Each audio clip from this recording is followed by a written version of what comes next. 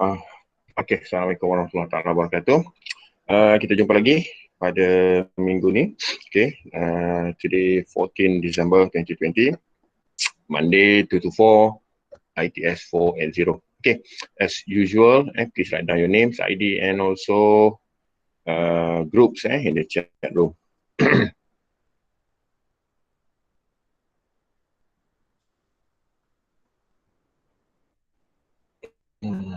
Okay, so for today, okay, kita double check again. We are now in week 9. Okay, so we are supposed to be here, right? So kita dah macam behind the schedule sikit ni, but then it's okay. Rasa boleh habis lah. Kita tinggal lagi 2 topik je. Tax analysis, hari ni analytics methods, tax analysis and business intelligence. Okay, yang ni pun semua notes dia pun dia tak panjang sangat. Dia ringkas je. Okay, so for today kita sambung analytics methods, right? Patutnya kita sambung kat sini ni, choosing analytics method ni kan. Okay, so kita start from here sampai habis lah for today. Okay, and then by Wednesday kita akan start looks into a rapid minor. Okay, kita akan tengok rapid minor. Okay, that one is Wednesday lah nanti. Okay, so for today kita sambung. Okay, kita stop dekat sini hari tu. Okay, popular analytics method. Okay, kita sambung sampai habis lah, ada around 54 slides. Okay, alright, double check again ada tak yang masuk. Masih tak ada. Okay, so semua ready Boleh dengar tak ni? Boleh dengar? sir. Boleh. Okay, alright. So kita start, kita sambung. So our topic is analytics methods. Okay, so this is the popular analytics method. I think you all pun dah go through most of the method ni. Okay, number one is classification and also class probability estimation. Okay, probability maksud dia apa? Kebarangkalian. Okay, so sometimes probability ni memang quite interestingnya topik lah. So kita tengok kebarangkalian yang berlaku. Okay, and then regressions, right? Regression ni macam kita tengok apa tu? Nanti kita tengoklah dia punya slide dekat sini nanti ni. Okay, dia ada something kita akan kita akan tengok to predict or estimate the numerical value. Okay, kemudian kita ada similarity matching. Okay, kita tengok similarity, apa yang berlaku, mungkin sama ke tak sama dan sebagainya. And then after that clustering, yang banyak digunakan oleh big data sekarang ni, clustering. So macam Google, Yahoo, okay, dulu pernah dengar perkataan Hadoop dan sebagainya. Okay, so that one is banyaknya gunakan clustering. Okay, co-occurrence grouping. Okay, kita buat grouping. Kita groupkan something. Okay, dan yang kuat popular juga sekarang ni adalah profiling. Okay, yang ini ni yang kita dah nampak kesan dia ni profiling ni. Nanti kita cerita apa dia profiling ni. Okay, so the next one. Okay, kalau kita tengok the case kat sini, ada mega telco ni. Okay, dia kata the company has a major problem with customer retentions in their wireless business. Okay, in the mid-Atlantic region, 20% of cell phones customer leaves as soon as their contract expire, and lately it has been getting increasingly difficult to acquire new customer. Okay, the cell phone market has become saturated. Okay, telco companies are battling to attract each other customer while retaining their own customers. Switching from one company to another is called churn, and it is expensive all around. Okay, kita dah bincang dah rasanya isu ni last week, yang saya bincang pasal kita dekat telco kat Malaysia ni pun, kalau kita tengok dia dah beku, dia dah macam dia dah sampai tahap static lah, saturated ni. Okay, maksud dia dah tepu, bukan beku, tepu. Beku lain, tepu lain. Maksud dia dah sampai satu tahap dia dah tak boleh nak berkembang. Okay, and then apa dia nak buat? So that's why sekarang ni kita kena look into this problem. Maybe one day you akan kerja dengan Maxis ke, Celcom ke dan sebagainya. Maybe this is yang memang ada jadi isu sekarang ni. So the next one is apa kita nak buat? This is the question marks ni. Kan kita dah tengok based on the the previous slides tu, kita ada cerita what, when, where, how dan sebagainya. Saya selalu sebut macam ni, 5 wife, 1 husband. Tak berapa nak Islamik sangat lah kan, 5 wife, 1 husband. So apa dia W tu? W what, when, where, who and how.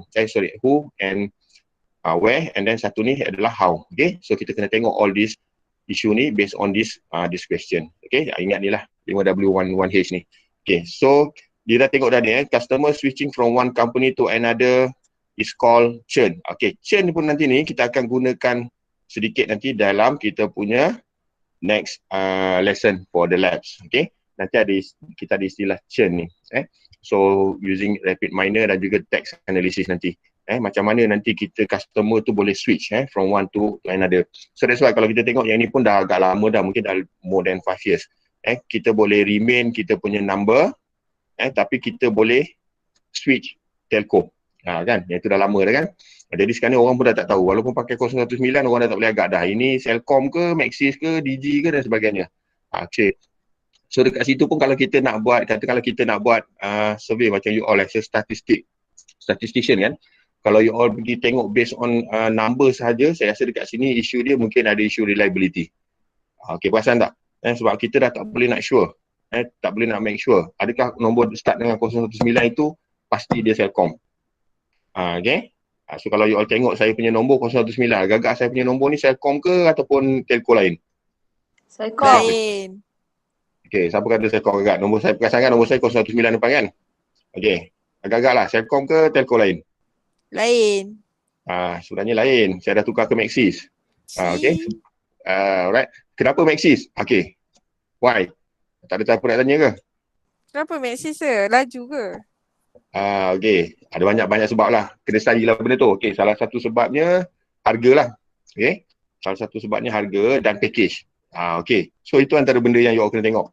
Dan saya terpengaruh sebab benda tu. Sebab saya antara yang loyal customer untuk Celcom tu. Saya pakai this number start since 1998. Nombor yang sama ni, yang saya pakai sekarang ni. Start pada 1998. Saya start kerja. Lama sir. Nombor ni lah. Tapi company tu Celcom pun saya tukar dalam 3 tahun lepas. So daripada 1998, almost 2018 juga lah. Almost 20 years saya gunakan ni. Nombor yang sama dan juga telco yang sama lah Celcom. Then after that saya switch. Okay. So kat sini lah isu dia ni. Agak-agak kenapa saya switch? Maxis lagi murah. Okay, yang pertama Ada tawaran kot. Okay, yang pertama tadi maybe harga lah. Yang pertama of course, kadang-kadang customer ni dia akan tengok price. Okay, yang kedua coverage ni dia macam so-so lah.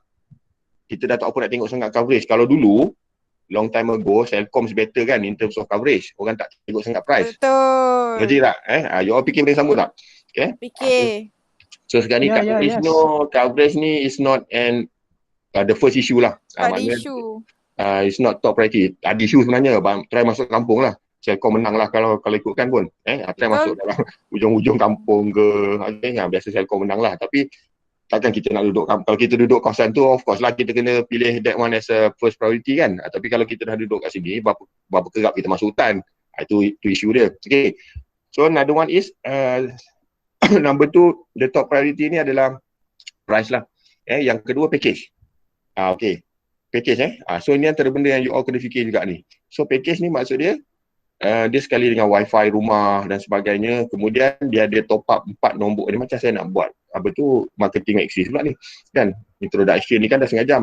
Okay. So dia ada buat marketing nombor-nombor yang sub bawah saya ni RM48 je contohnya. Dan dia punya data unlimited, SMS unlimited, semua unlimited. Itu contohlah. Itu antara beberapa faktor lah kenapa saya tukar. Okay. So maknanya isu kita tadi sebenarnya nombor tadi tu. Okay. So maksud dia nombor yang sama ni ataupun nombor yang 019, 012 ni kita dah tak boleh nak 100% comply bahawa dia itu adalah 019 je Celcom, 012 je Maxis. Dah tak boleh dah. Kan? Sebab benda-benda ni dah berubah. Jadi kalau you all nak buat survey, jadi you all kalau kata let's say macam kita ambil maklumat tu daripada website ke, so you all kena check in terms of reliability kat sini. Tak semestinya apa yang kita dapat tu itu adalah yang reflect kepada nombor tersebut. Okay, itu isu yang saya nak highlight kali ni. Okay, agree or not? Dan sekarang ni ada banyak lah. So that's why terpulanglah pada masing-masing tu. So since saya kata nombor tak ubah, itu antara sebab juga kenapa saya tukar lah. So dia kata tak perlu tukar nombor kan. Itu antara first priority lah. Sebab kita dah banyak contact dan sebagainya, nombor semua dah kenal. Jadi tak ada isu. Okay, so itu in terms of the mega telco. Okay, ada apa-apa nak tambah tak? Any question so far?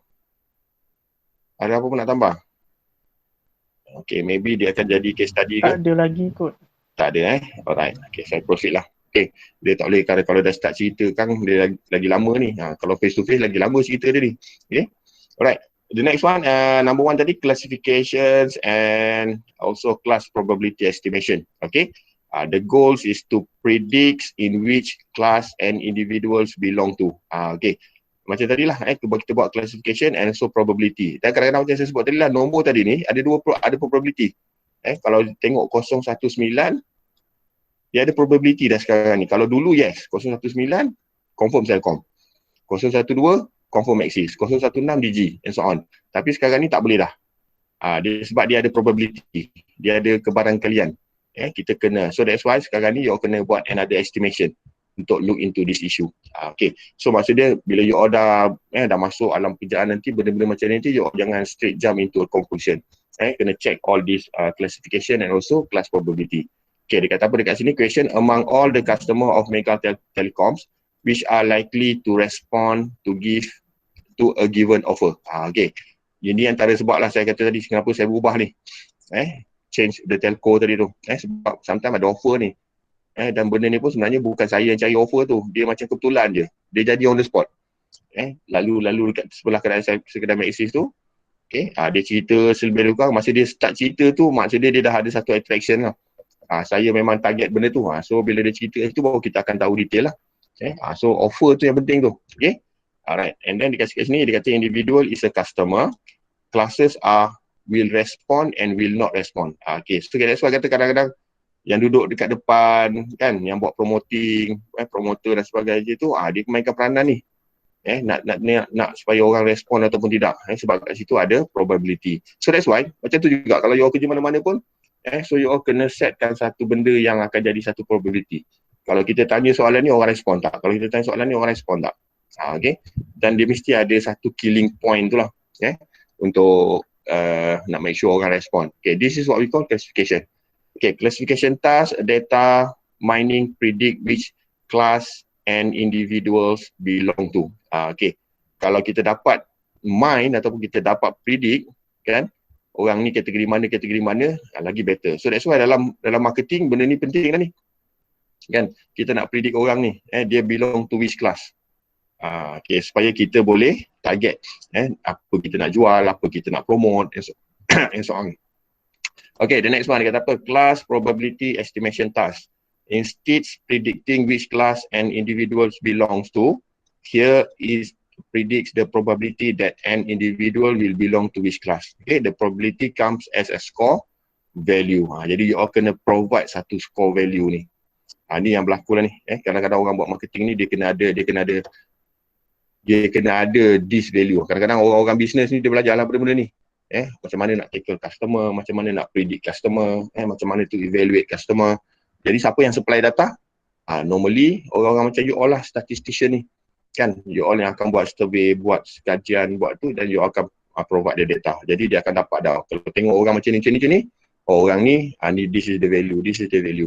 Okay, nampak macam mudah kan? So, benda-benda macam ni sebenarnya perlukan back end punya proses. Siapa back end tu? You all lah.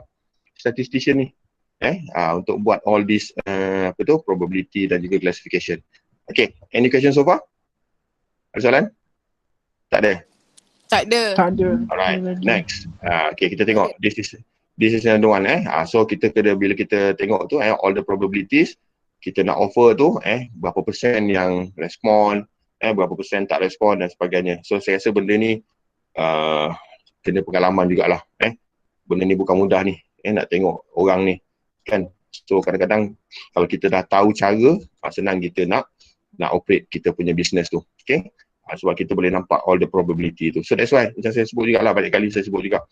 So Shopee, Lazada, dia ada attraction dia tu. Dia tahu customer ni suka apa, customer ni suka apa. Jadi dia akan send all this information. Even saya tak sure saya pernah cerita dekat you all ke tidak.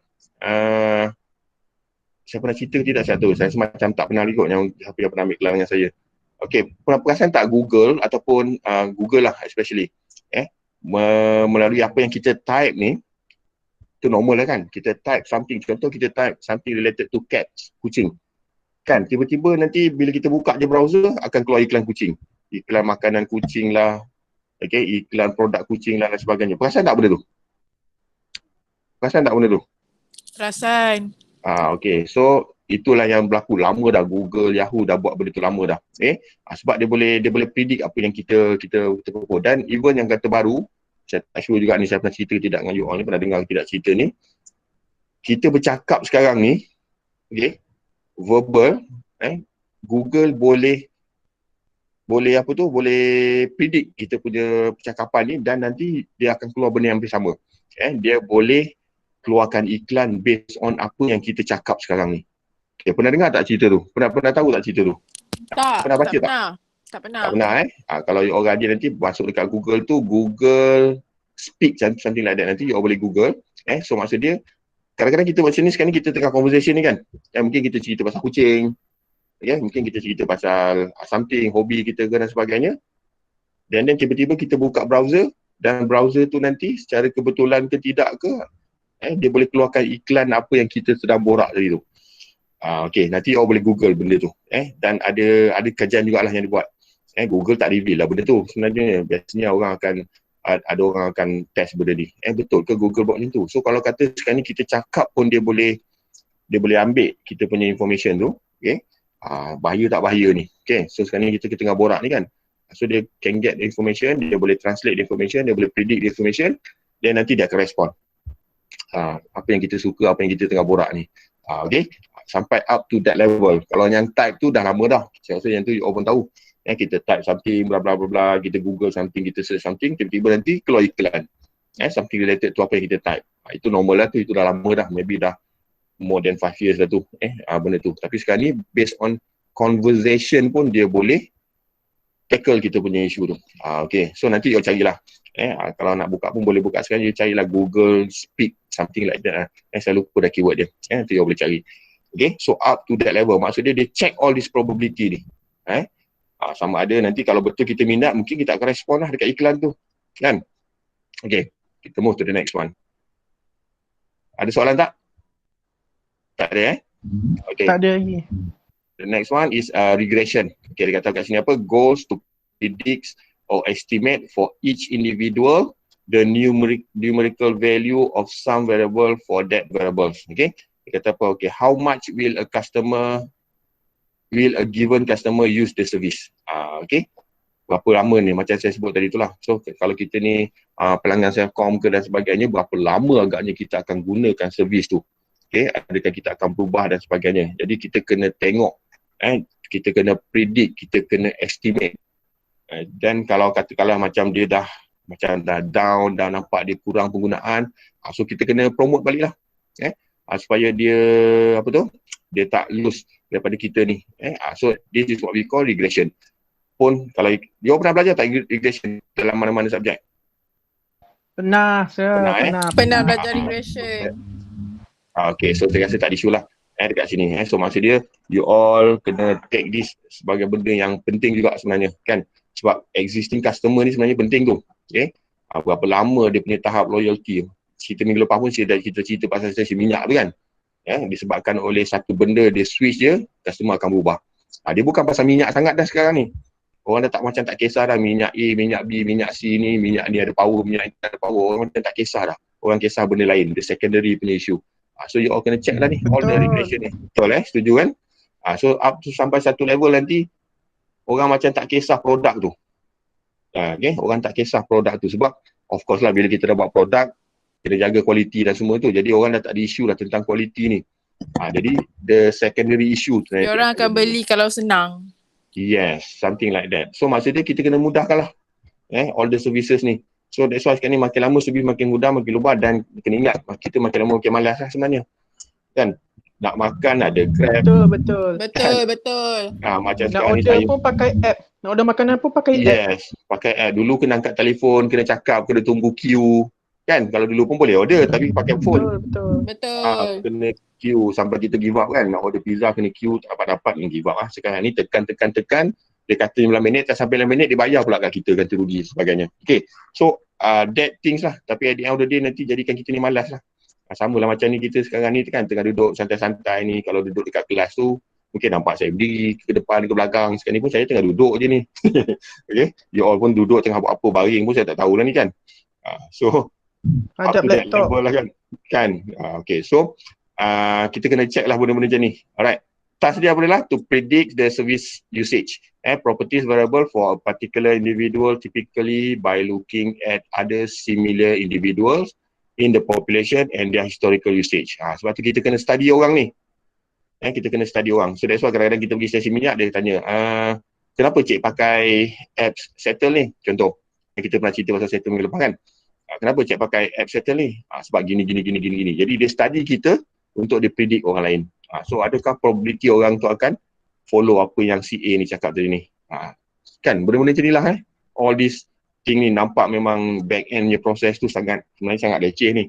Seorang statistik ni sebenarnya perlukan kesabaran yang tinggi ni. Betul tak? Okay. You all kena buat kerja-kerja di belakang tabir. Orang nampak macam simple je. Kan nak dapatkan data tu kena marah dulu. Kan berhujan, berpanas. Macam-macam lah tu. Okay. Next. Alright. So dia kata apa? Will respond. Okay. A lot, a little. How much service would she use? Okay. So adakah banyak? Ataupun a little. So kita kena tengok lah.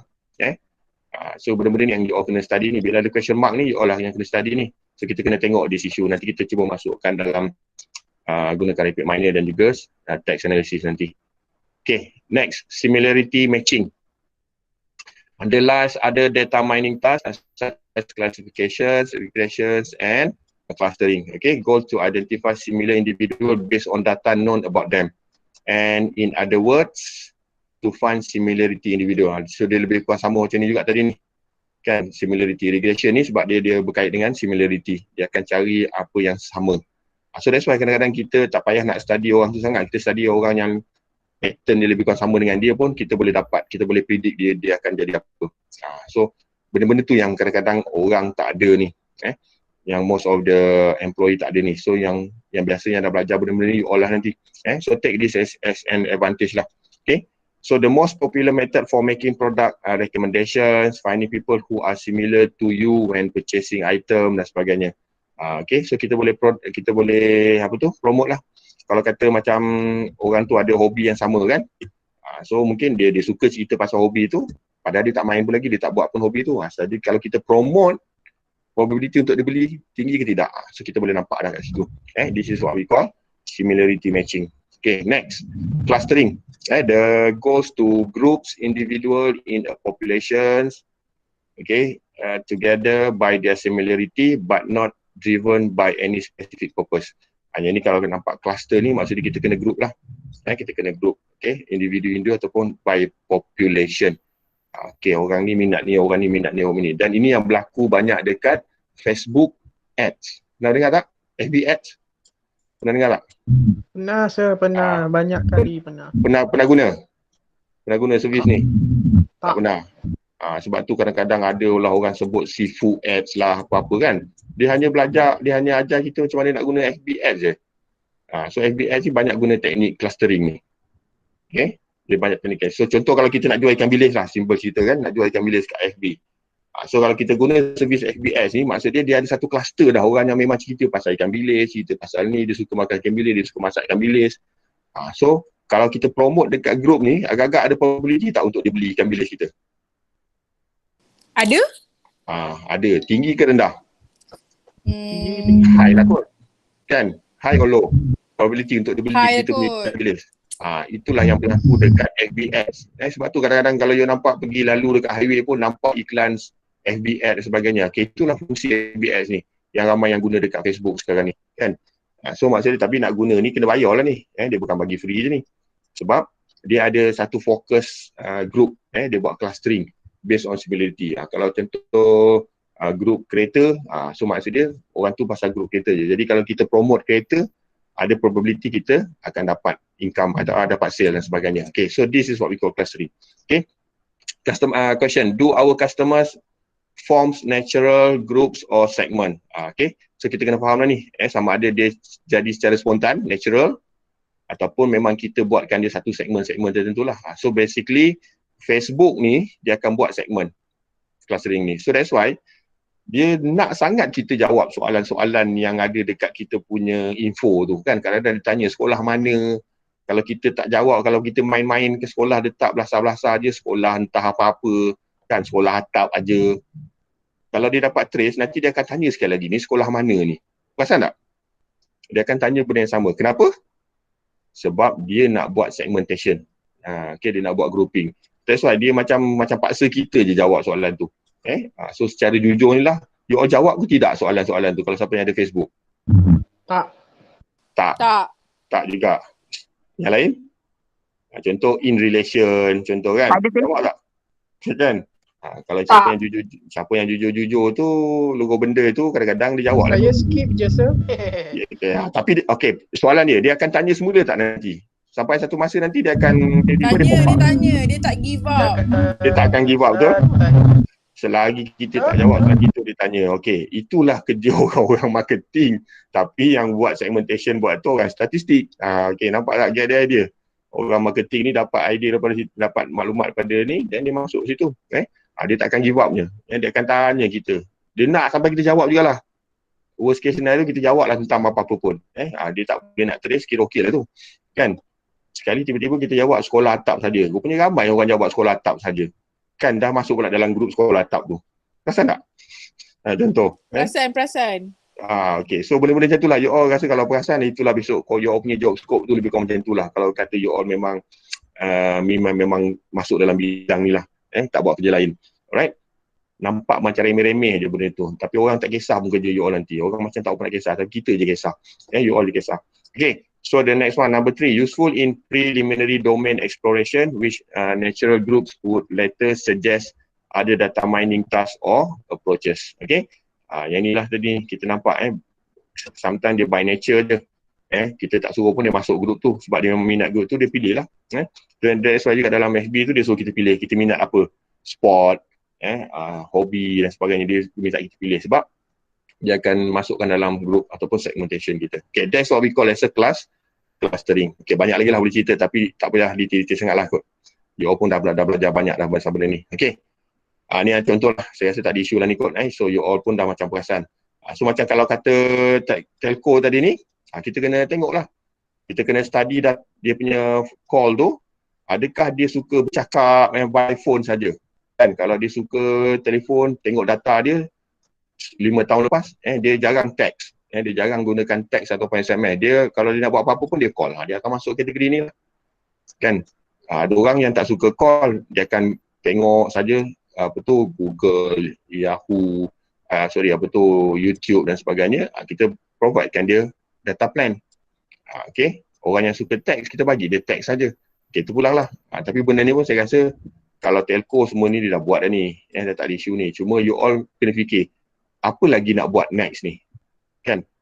Yang ini semua ni saya rasa telco dah ada dah data ni. Tak ada masalah pun. Telco ni data dia lagi bersepah. So question is next. Telco ni bila dia dah tepu, apa nak buat lagi? Okay, ada idea tak? Itu dah tanya ni, tanya sekali lagi ni. Rasa-rasa kalau kerja dekat telco besok, Maxis ke Digi ke, what next? Ada idea? Nak offer apa lagi ni? Segmentation dah buat, clustering dah buat, ini dah buat. Kita dah tahu dah orang ni suka ni, orang ni suka ni. So that's why kadang-kadang plan itu pun ada macam cakap. Ada plan yang ada bagi SMS je. Ada plan data free tapi untuk Facebook dan YouTube saja. Buka Google, lain cerita. Okay, perasan tak? Okay. Perasan. Next. Propose something. Next, nak buat apa ni? Besok you nak kerja tak? Bulan ni, dalam 2 semester lagi habis ni. Kerja dah ni. Next, nak buat apa? Propose something. Tak ada idea. Tak ada lagi. Apa nak buat dengan telco ni? Telco, taxi, cerita dan even sekarang ni. Apa nak buat dengan education ni? Kita sekarang ni kalau kata berlarutan lah COVID ni, sebab cerita education ni saya pernah cerita masa sebelum COVID ni. Kalau masuk kelas biasanya saya akan cerita pasal IR 4.0 lah. Betul. You all pun tahulah kan IR 4.0 ni. Dan biasa 2 isu yang saya bawa. Yang pertama isu dia education. Okay. Yang kedua isu dia biasa saya ambil dulu Grab ataupun dulu sebelum Grab apa dia panggil? Satu lagi tu. Sebelum Grab apa lagi? Bukan yang kompetitor Grab dulu ni. Alah, apa nama dia? Alah, saya pun lupa ni. Allah lupa lah yang Grab sekali dah take over dia. Apa dia? Maika. Bukan, Maika lokal. Uber. Dengan Uber. apa dia? Uber. Uber. Okey. Dulu ada satu perkataan ni. Sebelum Grab take over Uber ni, ada satu perkataan, Uberization. You pernah dengar tak? Uberization. Tak pernah ni saya cerita lah ni kot. Sambil-sambil tu lah nanti. Tapi sebab Uber ni pun dah kena telan ni. Okay, dulu ada perkataan, daripada Uber ni dia jadikan satu perkataan, Uberization. So maksud dia nak jadikan semua benda ni macam Uber. Online, guna app dan sebagainya. Contoh, macam education kan. Dulu saya cerita lah, ni sebelum COVID saya pernah cerita dekat guru-guru sebelum ni lah. Sebelum COVID. Maksud dia education ni, apa akan jadi dalam IR 4.0 ni satu hari, kalau you all as a student, boleh ambil apa-apa sahaja course, as long as you all layak, dari segi merit akademik, tanpa perlu pergi ke universiti tersebut. Saya pernah cerita benda ni dalam 3-4 tahun lepas lah, sebelum COVID. Dan benda ni dah berlaku sekarang ni. You all ada kelayakan dan you all tak perlu pergi universiti tersebut, belajar hanya melalui online saja. Okay, belajar hanya melalui online. Apa jadi dekat universiti sekarang ni? Itu in terms of education. Okay, pernah terfikir tak isu ni? Dan sekarang ni dah berlaku. Kita sekarang ni dalam proses belajar online. Kita terfikir tak apa jadi dekat kita ni kampus dekat Seremban tu? Tak. Kan? You tak lah kot, you tak kerja kat situ kan? Tak ada feeling lagi. Apa jadi dekat kampus kita? Dekat Seremban tu. Tinggal apa ni sekarang ni? Classroom, lab kita, apa jadi? Dan benda ni dah berlaku. Masa saya cerita tu IR 4.0 lah. Kita tak terfikir pasal COVID ni dulu pun. Tapi kita macam ni, saya cerita dulu, mungkin saya kata benda ni akan berlaku 10-15 tahun akan datang. Kan? Bila you all ada, maknanya student nanti tak perlu, katalah nak belajar dekat UK. Kan? Tak payah dah sekarang ni nak pergi fly kat UK. Kita ambil je. Online je. Online saja kan. Apply online as long layak lah. Dengan syarat layak akademik lah. Kan? Dan kita online lah macam sekarang ni. Kan? Okay, so apa berlaku dekat universiti?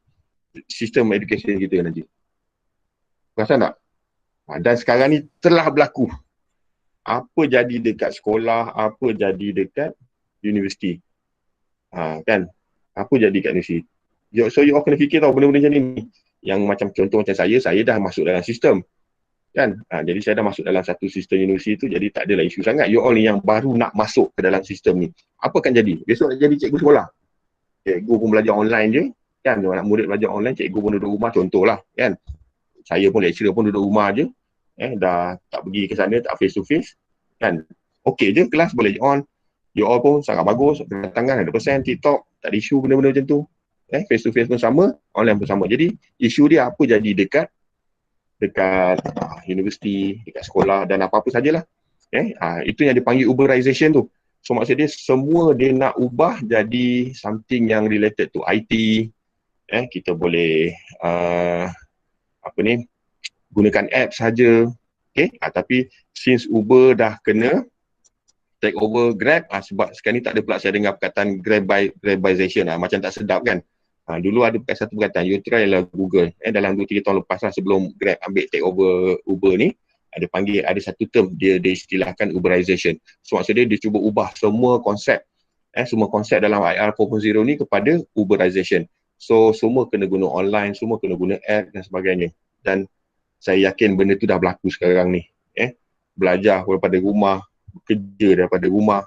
Kan sekarang ni yang sedihnya, dengan kuliah pun online, dah tak boleh nak pergi surau, tak boleh pergi masjid.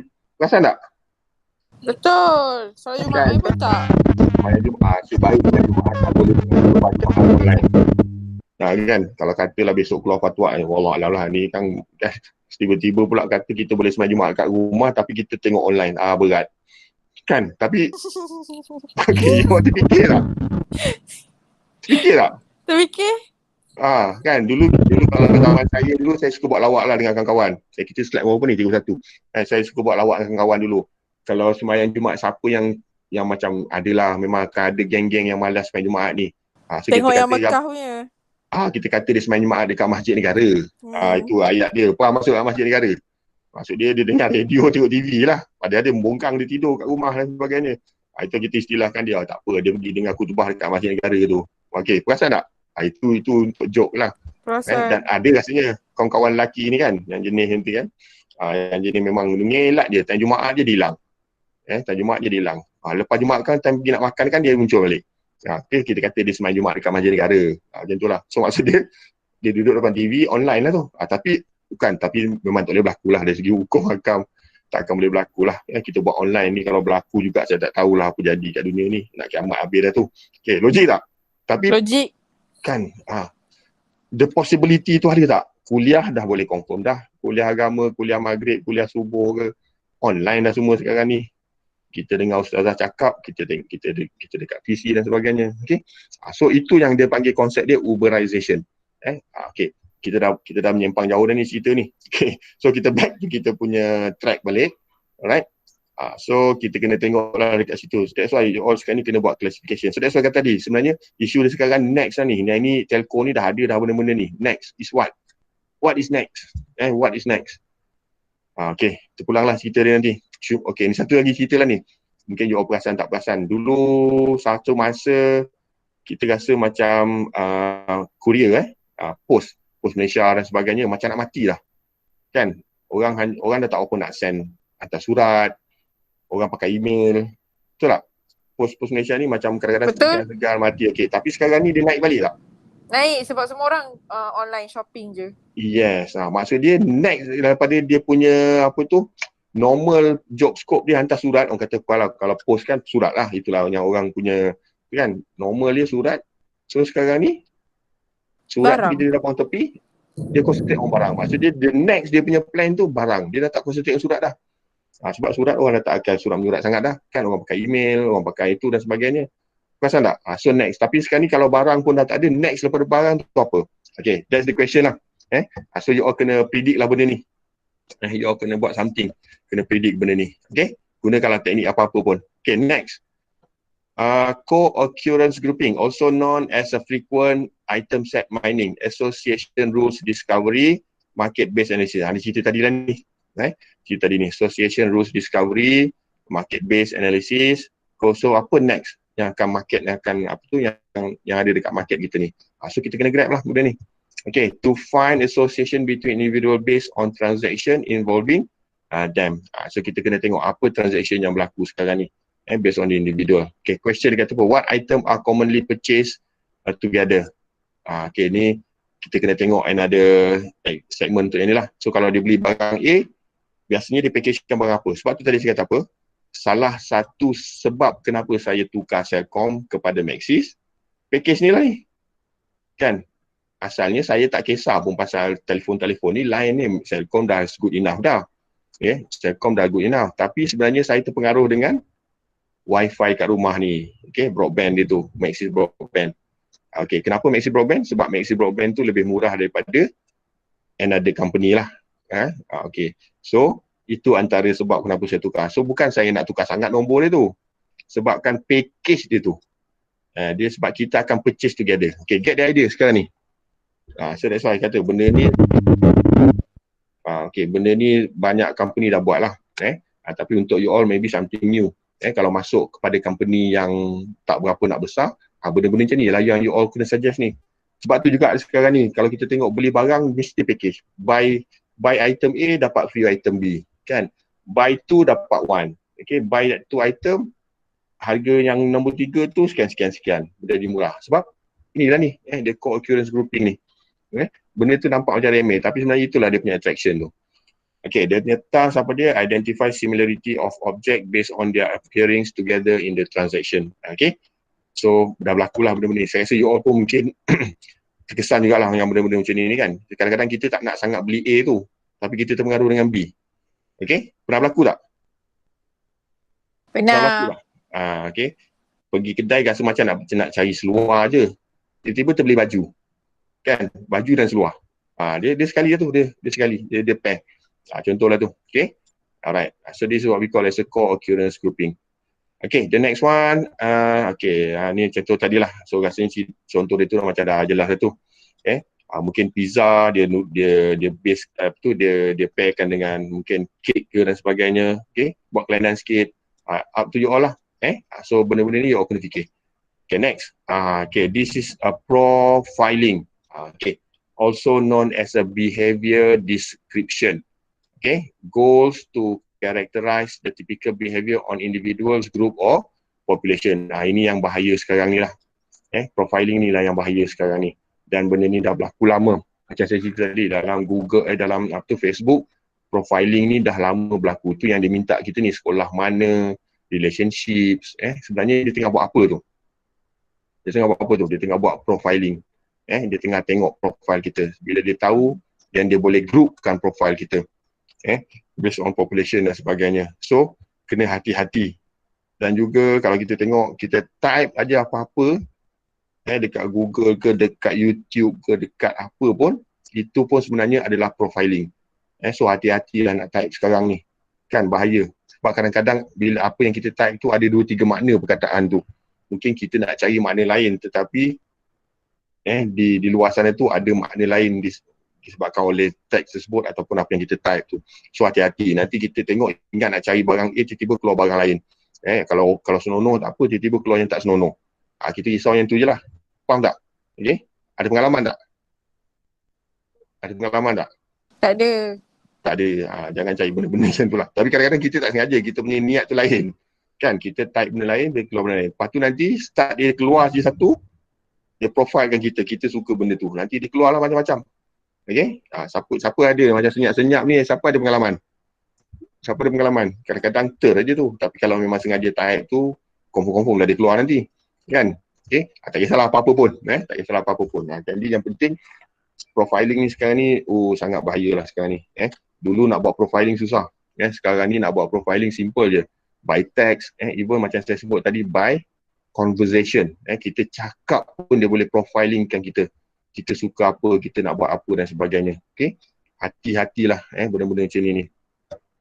Okay, the next one kata apa? What is the typical sales phone usage of this customer segment? Okay. Alright.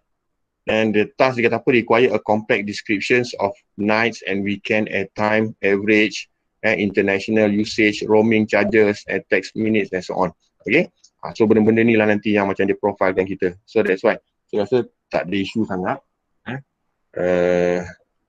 Tak ada isu sangat ni, tapi profiling ni you all kena jaga-jaga. Start dia dah make profile kita ni, dia dah tahu profile kita, nanti macam-macam dia suggest. So that's why kata you all pun macam pernah tengok iklan kan, mungkin Google ke Yahoo ke, dia start tahu satu information, dia akan tahu kita sakit apa, kita suka belanja dekat mana, kita pergi mana, bulan ni kita pusing kat mana, dan sebagainya. Okay, so any question so far? Ada soalan? Tak ada. Ada soalan tak? Tak ada Alright. Rasa boleh follow tak? Boleh. Boleh Okay, tak bantu. Okay. Boleh Okay. Next, kata apa? Ni pun tadilah macam saya sebut tadi. Jane is a student. This is her service usage profile recorded by her telco. So maksud dia profiling ni boleh apply dekat mana-mana lah. Tak semestinya telco. Tapi kita banyak cerita pasal telco tadi lah. As kita punya case study. Alright. So kita kena hati-hati. So profiling ni kita kena boleh apply dekat mana-mana je. Okay, so besok bila you order masuk kerja besok, cubalah buat something. Tapi kena jagalah data-data, isu-isu, privacy dan sebagainya. Okay, next. Okay, dia kata apa? Jack is a lecturer. This is his purchase profile recorded by his credit card company. Ni pun biasalah ni. Kalau siapa ada credit card ni memang selalu nampak ni. Okay. Dan even contoh ni contoh lah, you all mungkin tak ada credit card, mungkin siapa yang ada credit card mungkin dia tahu. Contoh kalau kita selalu tuang, kita isi minyak guna credit card di stesen A contohnya. Tiba-tiba kita tuang minyak di stesen B. Okey, apa akan berlaku agak? Siapa boleh agak? Apa akan berlaku? Normally kita akan tuang minyak guna credit card tersebut di stesen A. Tiba-tiba satu hari kita pergi ke stesen B. Okey, kita tuang minyak guna kad kredit yang sama. Agak-agak apa yang berlaku? Siapa pernah kena benda macam ni?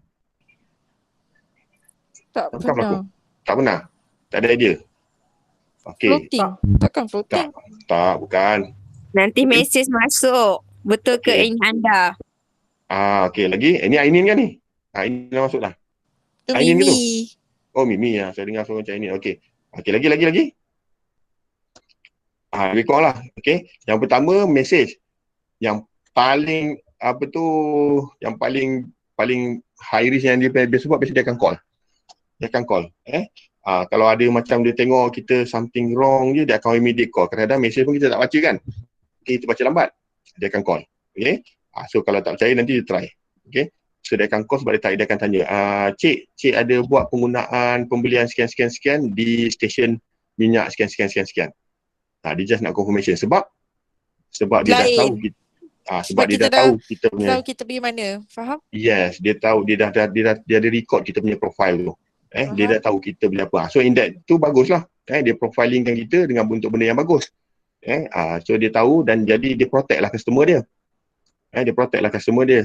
So kalau kita selalu beli dekat supermarket A contohnya kan, tapi dia akan tengok juga trend. Kadang-kadang beli kat B, kemudian beli kat A balik, beli kat B. Okey lah tu trend lah tu. Tapi dia tiba beli dekat C dan dengan amount yang banyak. Kan? Dia akan tengok tu amount. Kadang-kadang average kita pakai 100 ke 200. Contoh beli barang-barang kan, pakai dekat 100 ke 200. Dalam seminggu lagi kita beli lagi 100 ke 200. Tiba-tiba satu hari jadi 500. Of course. Yang pertama biasa dia akan message lah. Yang paling absolute sekali, biasanya paling high punya tindakan yang dia ambil, dia call lah. On the spot dia akan call untuk confirm. Yang itu kalau dia tengok profiling kita macam dah memang tak betul lah tu. Okay. So ini yang berlaku dah ni. Okay. So you boleh imagine tak benda-benda macam ni. So kena take care tau. Company besar dia yang biasanya ada benda ni. Nampak macam remeh je benda-benda ni. Rajin betul dia nak call. Rajin tak rajin, sebenarnya dia protect customer dia tu. Okay. So dekat situ nanti akan create loyalty. Customer pun suka dan sebagainya. Okay, next. Which analytical methods? Okay, dia kata apa? Often a data analyst must be able to propose one or multiple analytical methods to solve business problem. However, this can be tricky. One way is by identifying if the business problem requires a supervised or unsupervised data mining method by determining if the question has a target purpose for the grouping. Okay, so maksud dia tak kisahlah nak guna teknik apa pun kan. So you all kena faham satu benda yang saya selalu cerita dulu, business process. Okay.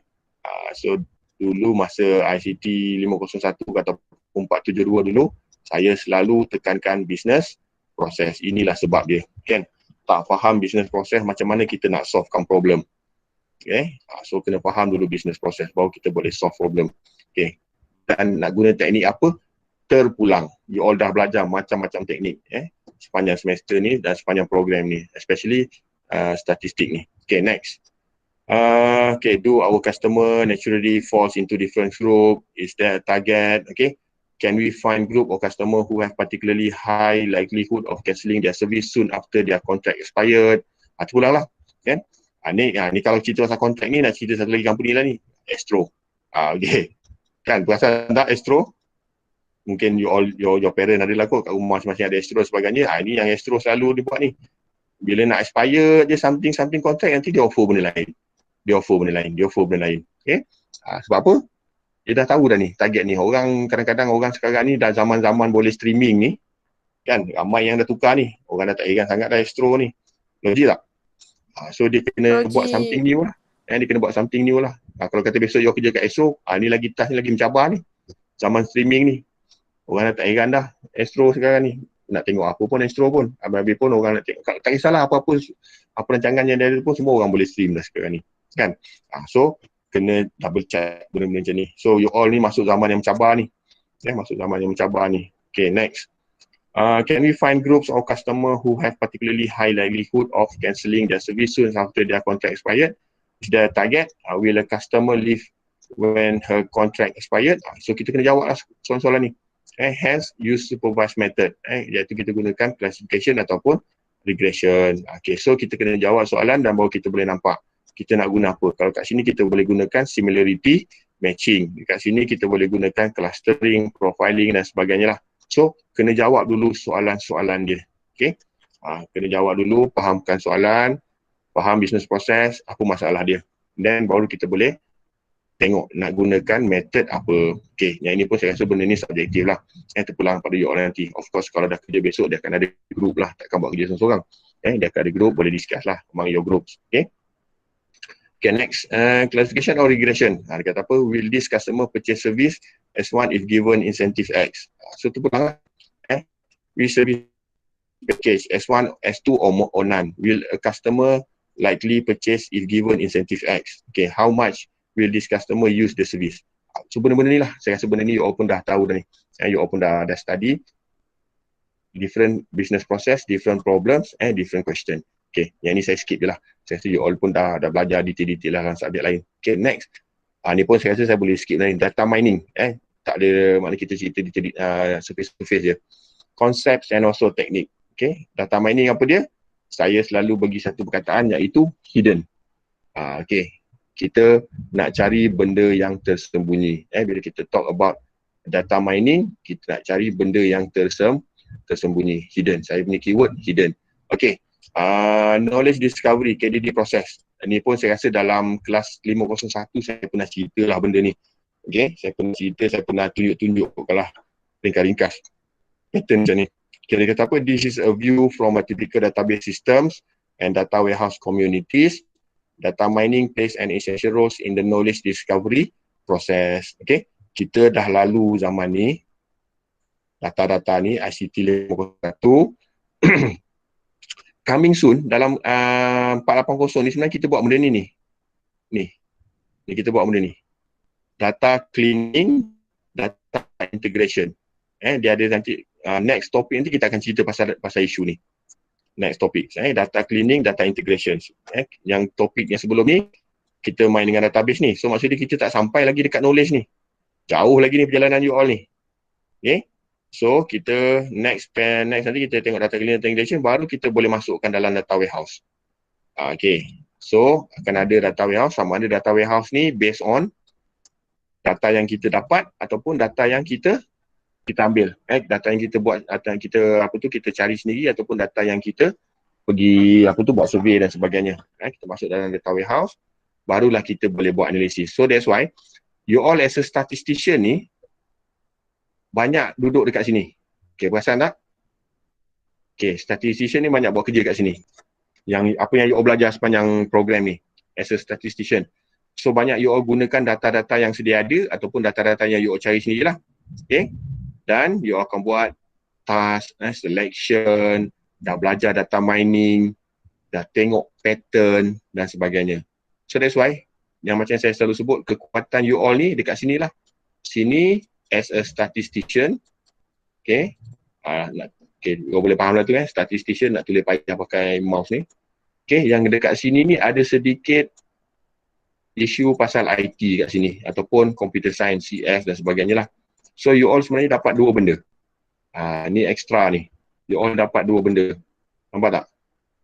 So that's why selepas ni jangan persoalkan lah. Kenapa kena belajar subjek ni? So that's why masa 501 saya pernah tanya soalan ni. Sampai hujung semester saya tanya. Siapa dah ada jawapan dia sebenarnya setakat hari ni? Kenapa kena belajar subjek database semua dulu tu? Siapa boleh jawab? Hari ni jawapan dia kat sini dah lebih kurang ni. Nampak tak jawapan dia? Nampak tak jawapan dia? Korang tidur ke apa ni? Nampak, sir. Nampak, sir. Nampak. Okey, makin clear ke makin mudah? Makin clear. Makin petang-petang ni kan rumah saya ni tak gini kan nak hujan ni dah berdentam-dentum lah kat luar ni. Kalau dia kilatkan saya habiskan cepat ni. Okey. So, ni advantage. Kadang-kadang budak-budak IT dia ada yang ini je. Nampak Kalau ada IT dia ada yang ini je. Dia tak ada yang sebelah atas ni. Data mining dia tak ada, pattern-pattern ni langsung dia tak heran, dia tak tahu pun pattern-pattern tu apa dan even dia tak kisah pun pattern-pattern tu. Kan dah jadi apa jadilah. Janji yang dia buat kerja dia dekat sini je. Dekat belah bawah ni, dekat database dan sebagainya. Okay. So you all ni ada jalan cerita yang panjang kat sini. Dan akhirnya transform lah jadi knowledge. Ni pun saya rasa saya pernah cerita, minggu lepas pun dah cerita, hari ni ulang lagi. Jadilah knowledge. Sebab tu kita dah data transform into information kita transform into apa lagi lepas tu? Lupa dah pula. Dan last sekali knowledge. Lepas knowledge ni kita transform dia into wisdom. Wisdom ni lah yang pun tak boleh nak beli. Wisdom ni adalah experience. Okay, pengalaman. So you all bila dah lalu benda ni, barulah dapat pengalaman ni, wisdom ni. Sama ada cepat ataupun lambat. Okay, now get the idea. Ni dah dipanggil knowledge discovery process. Dulu zaman-zaman 501 tu saya cerita-cerita macam tu je. Hari ni cerita dia kat sini lah ni. So hopefully you all dah nampak dah jalan tu. Sebelum habis program ni, sebelum habis final year project nanti, sebelum pergi latihan industri, you all dah rampak dah pas dia tu. Jalan dia tu. You all nak kerja dekat mana, apa yang patut you all gunakan, knowledge apa yang you all boleh apply nanti, dan sebagainya. Okay, next. Example, a web mining framework. Okay, ni dah web. Okay, kita akan start dari sini lah, data cleaning, data integration, warehouse, data cube, data selection, data mining, presentation of data mining, result and also pattern. Saya rasa kebanyakan ni you all dah buat lah, sebab ada subjek data mining. Okay, cuma how detail tu saya tak sure. Tapi saya boleh garanti you all dah buat dah. Cuma mungkin different tools, different style, dia akan ada different process. Itu saja. Tapi dia punya framework dia lebih kurang sama je. Kita akan buat. Kita cleankan data. Yang saya sebut tadi, clean data tu contoh 019 ni. 019 ni kita kena check dia punya integration. Kan? Okay. Betul 019 tu Selcom dan sebagainya lah. Sampailah kita simpan data. Okay. Konsep saya tak perlu cerita detail lah. Sebab you all dah belajar dalam subjek lain. Okay. Dan this is the data mining in business intelligence. Pumpang saya cerita daripada 501 sampailah ke hari ni. This is the ultimate ni. Kan? Pun sebenarnya dah banyak kali dah cerita ni.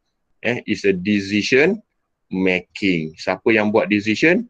Okay, biasanya end user lah. End user ni siapa? Kadang-kadang bos kita. Kadang-kadang klien kita. Okay. Dan kita start dengan kat sini database administrator ni yang kita buat 472 dulu ni. Kita buat lah dekat sini ni yang kena pakai ramai ni. Kan, paper, file, dokumen, okay.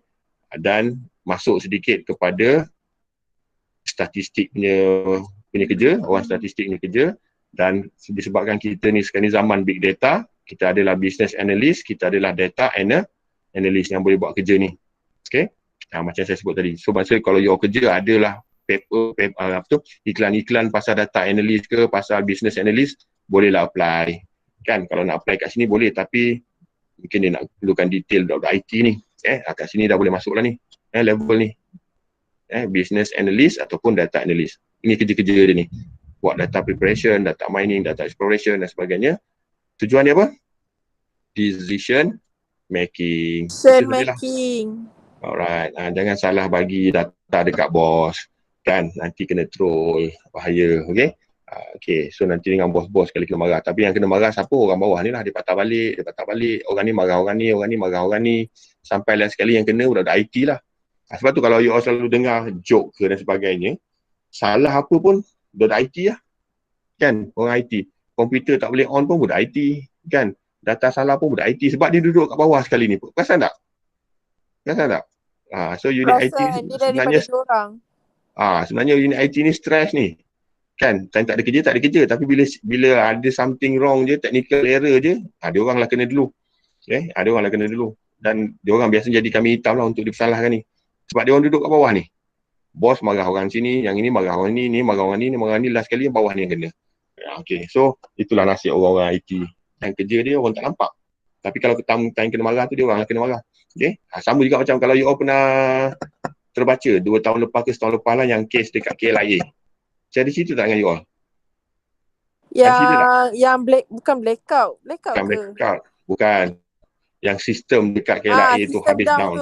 Betul. Yes. Okay, tahu cerita tu kan? Pernah dengar cerita tu kan? Benar. So habis department IT kena salahkan. Tahu apa masalah dia? Tak. Okay, masalah dia sebenarnya hardware je. Sepatutnya dia kena tukar satu device. Device tu faham lah kan? KLIA start berapa? Tahun berapa KLIA? 1990 something lah. You Google lah nanti. Saya ingat 1990 something kan. So maksud dia lah, kalau dah tahun 2018, contoh 2018, 2019, dah berapa tahun dah hardware tu.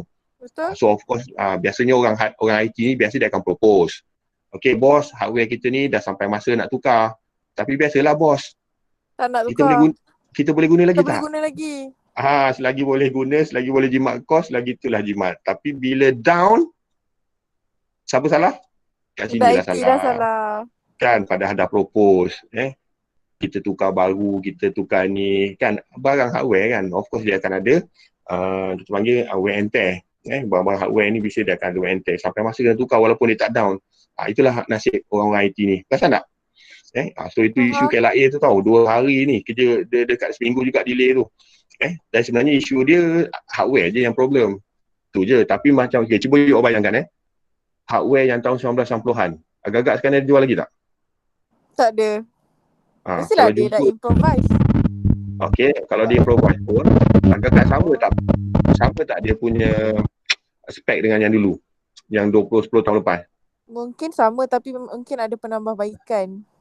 Okey, penambahbaikan tu lah yang kadang-kadang satu kena tukar hardware tu sekali. Kadang-kadang kena tukar hardware dengan semua sekali kena tukar tu. Dia bukan boleh tukar hardware je, dengan kabel, dengan apa, dengan sistem semua kena tukar. Itu normal tu. Itu yang kadang-kadang bos ni kena buat keputusan ni. Kan? Itu cerita IT lah ni, cerita orang IT ni. Nampak tak? Kes macam tu. Tapi kalau kita nak pakai sampai rosak ke, sampai dia breakdown ke, masalah pula sebab ini melibatkan KLIA. Dia bukan company yang kecil ni.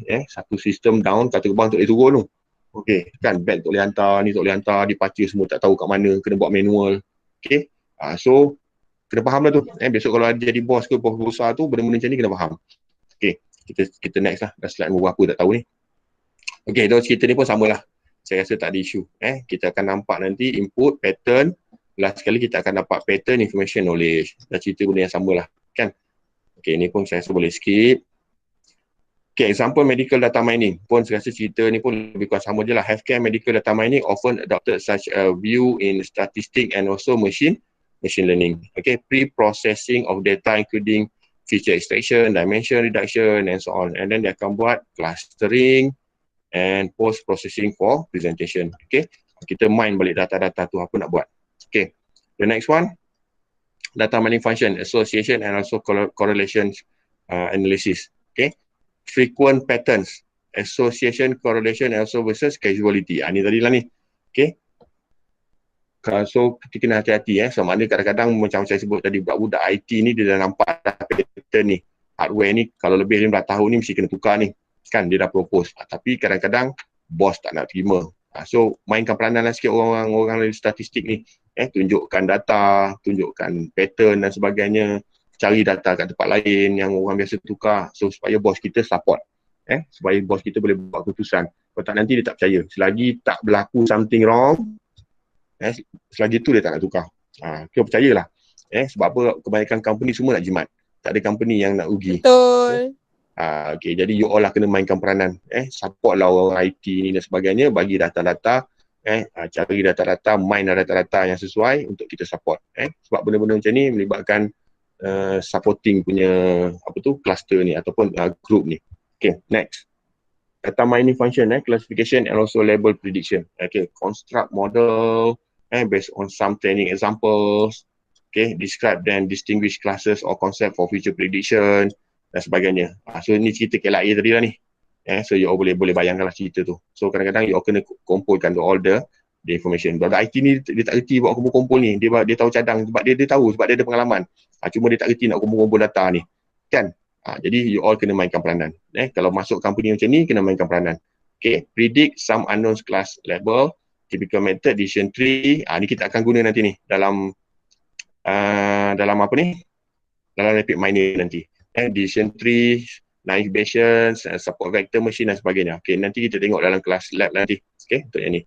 Dan typical application, credit card fraud detection, direct marketing, classification, stars, disease, web page dan sebagainya.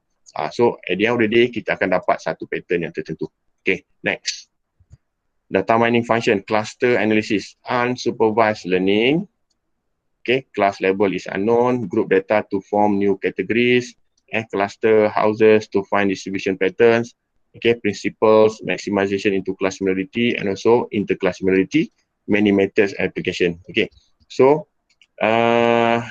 salah satu juga contoh yang kita boleh tengok sekali MySejahtera ni lah. So MySejahtera ni pun kalau kita tengok macam simple je, kan, kita just scan dapat maklumat kita je. Tapi sebenarnya untuk apa? Untuk buat data mining. Perasan tak? Perasan tak yang MySejahtera kita guna sekarang ni? Perasan. Okay, nampak macam simple kan, kita masuk kedai kita scan, kita masuk kedai kita scan, kita masuk kedai scan. Tapi sebenarnya itulah data kita tu. So kalau ada berlaku something, dia boleh mine data kat situ. So dia boleh tengok pattern dan sebagainya. Kawasan tu ada tak orang yang ada orang yang high risk ke dan sebagainya. So that's why KKM boleh buat keputusan lah day by day tu kan setakat ni. Alright, tu contoh gunaan MySejahtera. Mungkin ada orang ramai yang orang persoalkan ni, kenapa lah nak gunakan MySejahtera tu kan. So kalau kita yang orang yang biasa related tu ni, kita akan faham lah. So kita kena bagi dia faham supaya dia tak Dia tak argue lah benda-benda macam ni. Okay, next. Data mining functions. Outlier analysis. Data object that does not comply with the general behavior of the data. Noise or exceptions. One person's garbage could be another person's treasure. Okay, method by product or clustering or regression analysis. Useful in fraud detection. Rare event analysis. Okay. Ni kadang-kadang benda-benda yang you all kena tengok di sebaliknya. Okay. Dia kata kat sini ni noise or exception kan. One person's garbage could be another person's treasure. Okay. Saya bagi satu contoh. Biasa tengok tak cerita zombie-zombie ni? Tak, takut. Takut? Zombie Cerita kampung. zombie kapal pisang buat apa? Okay. Kalau you all tengok cerita zombie ataupun cerita something related to zombie lah. Yang terbaru ni yang cerita pasal virus ni lah. Yang pasal virus ni. Saya tak ingat tajuk apa saya tengok itu. Okay. Yang pasal virus ni juga. Okay. Apa isu dia? Okay. Yang kebanyakannya siapa kena gigit, kena apa semua dia akan jadi zombie lah. Betul tak? Betul. Itu normal lah cerita zombie kan. Okay. So, saintis ni dia perasan satu benda. Dalam banyak-banyak, saya tak ingat cerita apa. Saya dah tengok dah hari tu. Tajuk dia apa. Tapi yang related tu yang COVID-19 ni. Dia cari nanti yang benda-benda tu. Okay. So, saintis ni dia perasan. Dalam satu situasi ni, zombie ni pergi attack orang tau. Dia pergi attack. Lepas tu ada seorang manusia ni, dia normal. Okay. Tetapi zombie ni tak attack dia. Zombie tu akan lalu lepas je. Maknanya dia kalau lalu kan biasa kalau dia nampak orang yang normal tu dia akan attack terus kan. Tapi yang ni dia lalu je. Dia lalu, dia lepas. Lepas tu dia perasan something. Kenapa orang ni dia tak attack? Orang tu nampak normal. Tapi dia tak attack. Okay, orang siapa? Lepas tu? Okay, lepas tu apa? Orang siapa? Orang ni tak normal kan? Maksudnya itu macam noise ni. Masa? Tak dengar apa dia? Cerita dari Michael Bay ke? Saya tak ingat lah topik dia. Saya pun tengok dalam masa musim COVID ni saya tengok. Itu saya tengok tajuk dia apa. Okay, ada one person ni. Dia buat tu Michael Bay ke siapa? Tak dengar. Apa dia? Tak ulang-ulang? Orang dia buat cerita tu Michael Bay ke? Saya tak ingat siapa dia punya pengarah dia. Tapi nanti awak carilah. Tapi cerita dia related to virus tu lah. COVID ni. Okay. Isu dia ada. Bila dok zombie ni dok attack ni. Lepas tu dia perasan satu orang dia tak attack. Orang tu normal lah. Tapi dia tak attack. Okay, apa masalah dia kat sini? Apa isu dia kat sini? Okay, rupanya dia find out orang ni sebenarnya dia ada satu simptom kat dalam badan dia. Maksud dia dalam badan dia sebenarnya dia macam dia tak normal. Dia tak normal. Dia sebenarnya dia tak normal. Dia sakit. Yes. Dia sakit. Dia sebenarnya dia sakit. Jadi zombie ni zombie ni takkan attack orang yang sakit macam tu. Ya, betul. Zombie ni dia nak orang yang fresh, orang yang sihat. Okey, itu cerita zombie ni lah. Dia nak, tapi maksud dia kat sini yang seorang ni nampak fizikal dia sihat, tapi sebenarnya dia sakit. Ada something dalam badan dia, virus something lah, tapi bukan virus zombie tu. Faham maksud dia? Jadi saintis ni nampak kenapa dia tak attack orang ni. Tapi orang sihat yang lain tu dia attack. Pantang jumpa je attack. Okay? Tak ingat cerita apa. Dia carilah, dia cerita dia something, type je virus-virusnya cerita ni mesti keluar ni. Okay? So dia find out. So at the end of the day, dia pergi dekat makmal dia tu. Okay? Dia pergi inject badan dia penyakit apa saya tak ingat lah. Lepas tu virus apa dia tak ingat, malaria ke something macam tu lah. Dia inject dalam badan dia. So maksud dia dalam badan dia ada virus lain. Okay. Jadi bila dia jumpa zombie ni macam boleh kenal. Oh, orang ni walaupun nampak fizikal sihat. Okay, faham. So dia tak nak attack. Yes, dia tak nak attack. Dia tak nak orang yang sakit. Dia nak orang yang sihat. Okay. Get the idea? Okay. Itu data mining tu sebenarnya. Dia nampak tapi dia berasal daripada perkataan ni lah, noise exception ni. Benda yang kita rasa macam dia noise saja ni. Orang tu tak penting pun. Tapi orang itulah yang sebenarnya dia akan jadi treasure ataupun advantage kepada isu tu. So at the end of the day, dia find out lah tak payah lawan zombie ni. Lawan confirm kalah. Kan sebab dia makin lama makin ramai. Kan? Kena je jadi zombie. Dah tinggal tu tak ramai. So dia kata apa? Dia inject, masukkan virus tu lah. Malaria ke saya tak ingat lah apa something virus tu dalam badan. So dia akan jadi macam tu lah. Jadi bila zombie tu nampak dia, zombie tu tak akan pergi attack lah. So masa tu dia boleh lawan balik lah. Barulah dia boleh kerahkan askar untuk lawan. Sebab dia rasa macam askar tu semua dah ada penyakit kan. So boleh tembak-tembak. Itulah cerita dia. Lambat dia je lebih kurang macam tu lah. Okay, get the idea? Ini cerita pasal data mining dia. Okay. So kadang-kadang benda macam ni lah kita kena fikir di sebalik tu lah. Noise ataupun exception. So kadang-kadang benda yang kita rasa macam tak berguna. So orang tu lah kan, dia ni dah penyakit mental dan sebagainya kan. Dia bukan berguna pun. Tapi sebenarnya itulah penawar dia. Right? Okay, so you all kena gunakan this kind of method. Dan kalau boleh nak buat analisis, kadang-kadang kita jangan tengok pada the real data tu. Kita tengok pada noise ataupun exception. Kadang-kadang benda tu membantu. Okay. So kadang-kadang cerita-cerita macam ni tu dapat idea juga ni, kan? So you all carilah, saya tak sure lah cerita dia tajuk apa. Tapi kalau you all ya? Songbird ke? Bukan. Cuba lagi lah, you all cuba Google lah nanti. Apalah. Tak apalah, nantilah tu cerita lain tu, nanti you all carilah. Saya pun tengok itu streaming ni kat mana entah saya tengok tu. Title benda tu, dia cerita pasal, memang cerita dia sebiji macam pasal virus COVID-19 ni. Dia start dekat China, dia start dengan kelawar dan sebagainya. Cuma cerita ending dia cari penawar lah. Dia cari antivirus lah. Dan dia jumpa orang ni. Dia perasan benda ni. Dia punya pelakon tu pun villain dia pelakon. So, tak apalah. Kemudian lah tu. Dia carilah. So, dia banyak cerita zombie-zombie ni. Okay. Next. Okay, time and ordering, sequential pattern, trend and also evaluation analysis. Okay, dia kata apa? Sequence, trend and evaluation analysis, trend time series, deviation analysis, regression analysis, value prediction, sequential pattern analysis, pattern mining dan sebagainya. Okay, so yang ini pun saya rasa tak ada masalah lah ni. Mining ni you all dah belajar, so saya just skip je lah yang ni. Okay, cuma isu dia, mining ni macam saya sebut tadi, kita cari hidden pattern. Hidden, benda yang tersembunyi. Okay, kalau macam saya cerita zombie tadi tu lah. Saya pun bila tengok cerita tu saya terfikir, oh dulu pernah ajar cerita benda-benda macam ni kan. So saya nampak, oh betul juga lah kan. Benda-benda yang kadang-kadang jadi disadvantage kepada orang lain ni akan jadi treasure kepada satu-satu benda. Okay, right, next. Structure and network analysis. Okay, dia ada graph mining. Okay, kemudian kita akan find sequence subgraph. Kemudian kita ada information network analysis, okay, kita ada social network dan sebagainya, object, nodes, age. Yang ni pun saya rasa kalau you belajar ni, IT dia belajarlah detail sikit pasal benda macam ni. Object, node dan sebagainya. Okay, multiple heterogeneous network. Okay, a person could be a multiple information network, friend, family, classmate. Yang ini Facebook lah ni. Facebook dah buat lama dah. Ni pun saya suggest juga. Kalau kata siapa yang tak pernah tengok cerita social network. Pernah tengok tak cerita social network? Pernah tengok tak? Tak. Cerita social network? Tak Tak. pernah tengok? Tak pernah? Cerita ni saya recommend lah untuk tengok. Apa dia punya isu dia? Social network ni. Dia cerita macam mana Facebook tercipta. Mark Zuckerberg tu. Okay. So dia melibatkan benda-benda macam ni lah. Siapa tak pernah tengok cari. Itu social network tu dah lama dah cerita ni. So dia maknanya melibatkan macam ni lah. Dia asasan ni dia buat pasal dia punya classmate dia. Dia buat suka-suka pasal classmate. Classmate tu ada link dengan classmate lain sekali jadi Facebook tu lah. Family, friends, classmate dan sebagainya. Dan sekali dia ada link. Okay, next adalah web mining. Yang ni pun kita dah buat sikit lah itu. Web mining. Okay, kita boleh mine dekat web. Yang kita pergi buat web scraping tu kan. Itu pun boleh gunakan konsep tu untuk buat web mining. Sebab apa kita boleh scrap any data from the website. Okay, detail pun kita dah go through hari tu. Okay, the next one, evaluation of knowledge. Dia kata apa? All are mine knowledge interesting. One can mine tremendous amounts of patterns and knowledge.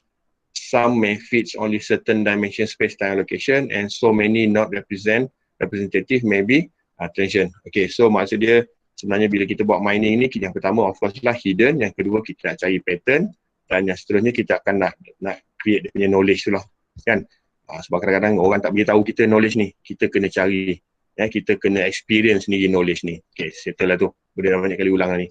Evaluation of mind knowledge, directly mind only interesting knowledge, okay, descriptive, predictive, coverage, typical, novelty and so on. Ni pun dah cerita masa part 1 hari tu. Okay, next. Macam dah habis dah ni, okay. Data mining, confluence of multiple discipline, okay. So, you all dekat sini. Statistik macam saya sebut tadi kan, ada yang database orang-orang IT, ada yang mathematician, algorithm kat sini kan, ada yang orang computer science applications, ada yang orang AI machine learning kan, pattern recognition ni pun mungkin orang statistik boleh, visualization ni orang visual dan sebagainya.